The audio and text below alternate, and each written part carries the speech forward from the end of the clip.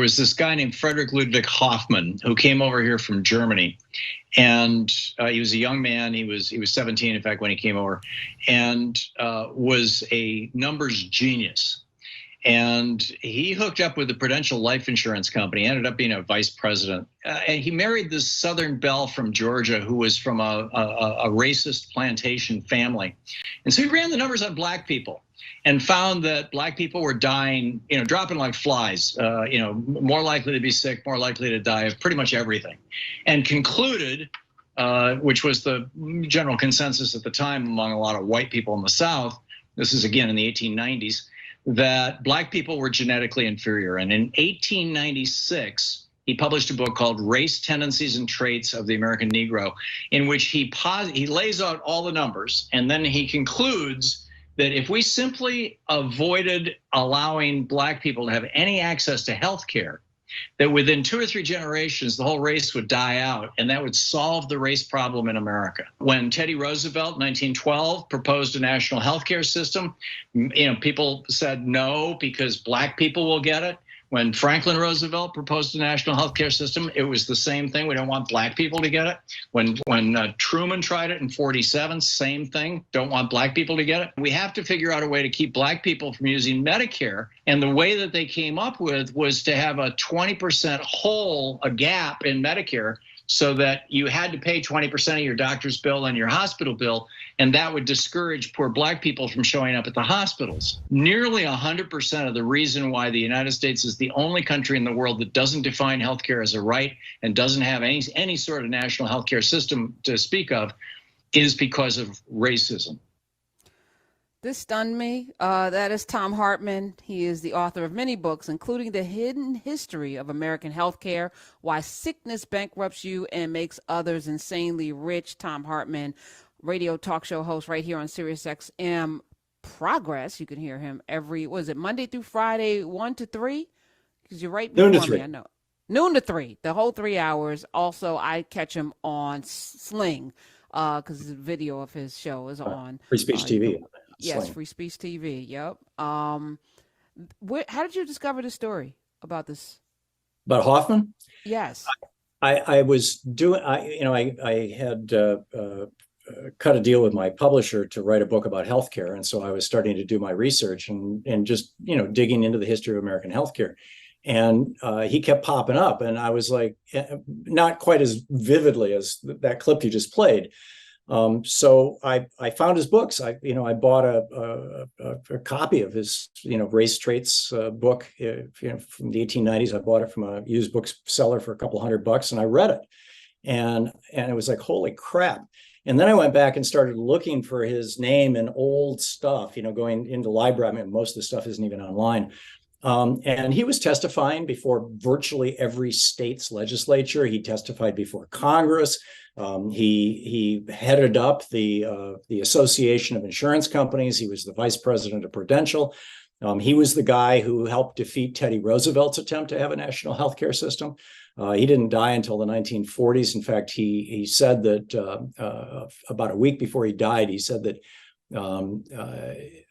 maybe it was before that. He said something to the effect of, "I'm glad I never lived to see Franklin Roosevelt president," or something like that. But he was an extreme right winger, extreme racist, and he genuinely believed this. Now, he was a very smart man, numbers wise. He was the guy who figured out that there was an association between tobacco and lung cancer, asbestos and lung cancer. He wrote a 700-page book that's still in print about the association between diet and cancer.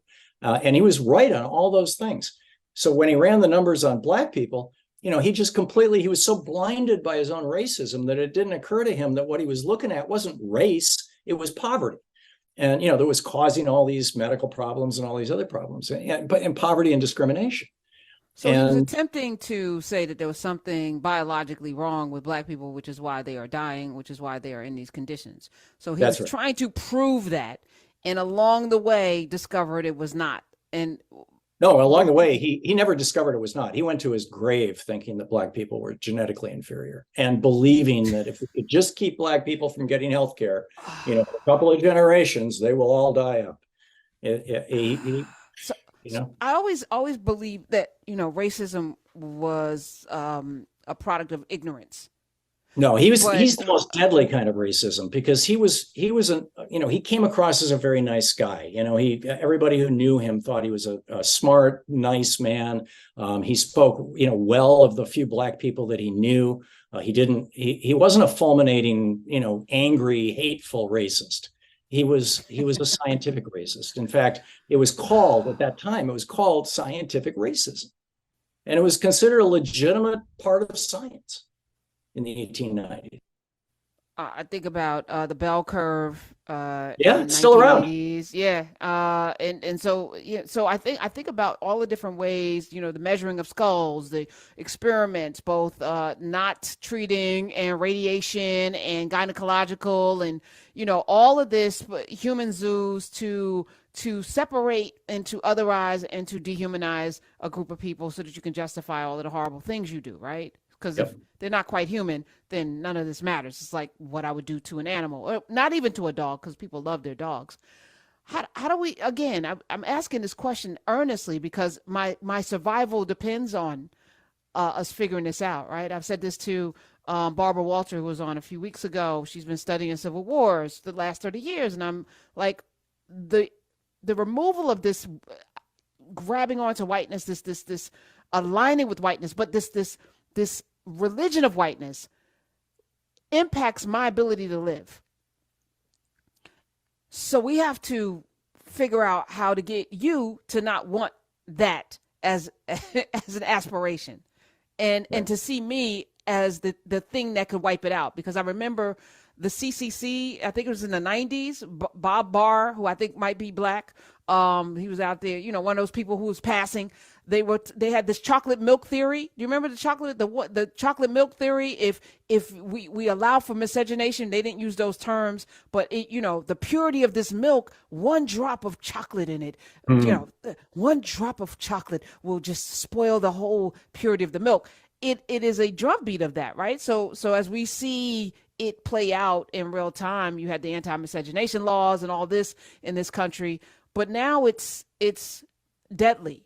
With 400 million guns, you said? It's deadly. Over. It's deadly. And we're not, and I'm say this with my full chest, Black people are ready for that.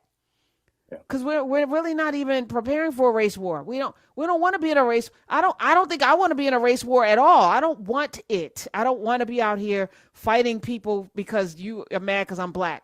As if all of us are, genetically tied to Africa. We're all genetically tied to Africa. This notion of a master race with recessive genes is biologically stupid, scientifically stupid. Yep, absolutely. The theory that economics is at the basis of racism is it's easy to punch a lot of holes in that, and a lot of people try to have that theory do a lot more work than it really can sustain. But the fact of the matter is that in societies where everybody has a job and prosperity is generally shared, you find a lot less resistance to integration, to just everybody recognizing the essential humanity of everybody else. And as competition for jobs, as competition for resources, as competition for housing and everything else increases, as people become poorer. And we've seen this now in the United States. When Reagan came into office, 66%, 67% of Americans were in the middle class. Right now, it's 43%. Reaganism has gutted the American middle class, and that goes to the tiki torches. Jews will not replace us. Jews will not pay to replace us with Black people. Us white people with Black people. That was the whole shtick. And what they're talking about is in the workplace as much as anything else. And so, realizing that this is a complex issue and there's multiple factors and a lot of stuff that has to do with race and racism that goes way beyond this. Nonetheless, I think that one of the most important things that we can do to try to bring about a less heated atmosphere in the United States is to rebuild that middle class, is to bring back what we had before Reagan. And now I realize there was an awful lot of segregation. It was, I'm not, one of these Redlining, people and who's the New Deal didn't wonderful. include black folk who were farming Yeah, or domestic workers exactly. until the 70s. So like we weren't part of that middle class. We didn't get a lot of the leg ups that were given to. So even the building of the middle class was still a white venture. By and large, Yeah. although going into the 60s, 70s, and 80s, there was a significant change in that, and a real measurable change. And then Reagan put everything in reverse. And so if we can rebuild America in a way that brings everybody along and that has a more general prosperity, it just seems to me that that would be a really important starting point. Because right now, it's the old cliche that, the joke, you've got the billionaire sitting at the table with a black guy and a white guy, and the billionaire's got a huge plate of cookies, and the black guy and white guy each have one cookie on their plate, and the billionaire's leaning over to the white guy saying, "Look out, that black guy wants your cookie." That's what's going on right now. And when we've all got enough cookies that we're not worried about the damn cookies, then we can have conversations. Then we can make things happen.